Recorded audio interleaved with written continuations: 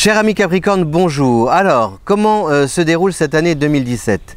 A priori, normalement, 2017 doit être une année riche en surprises et en rebondissements. Or, le Capricorne n'aime pas trop les surprises. Il aime bien prévoir, savoir, planifier. Donc, juillet, justement, là, ce n'est pas un mois riche en événements. Il ne se passe pas forcément beaucoup de choses ou de situations extraordinaires, mais vous pouvez en profiter pour tirer un enseignement des 6 mois passés, des 6 mois précédents.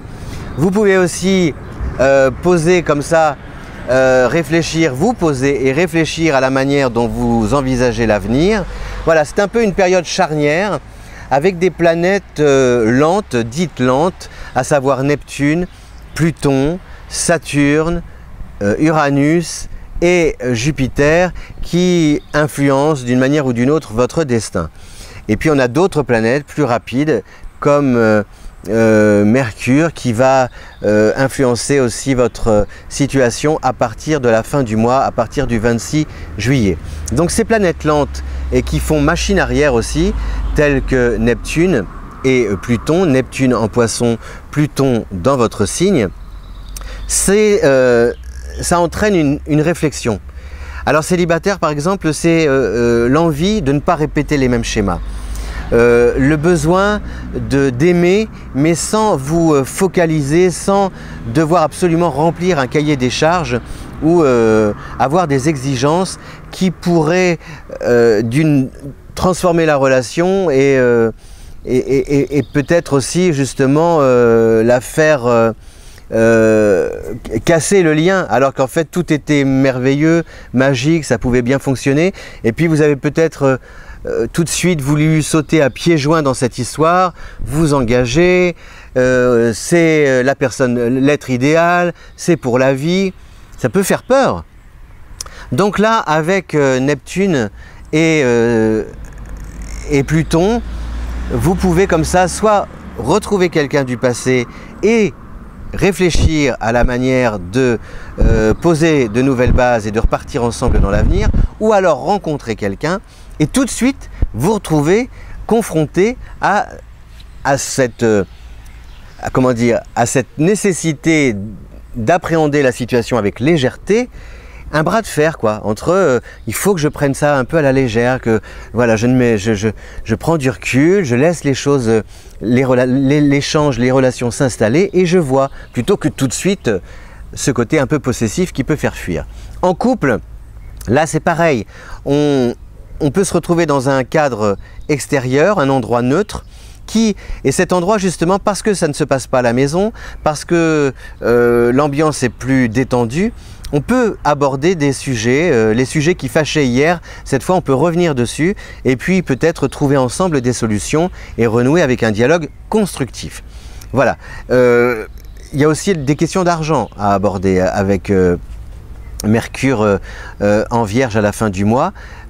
Des questions d'argent, non pas forcément qui paie quoi, mais dans quelle direction ou quel investissement serait envisageable par la suite. Voilà, comment on peut faire fructifier nos gains ensemble. C'est un peu ça justement, Mercure en Vierge à la fin du mois.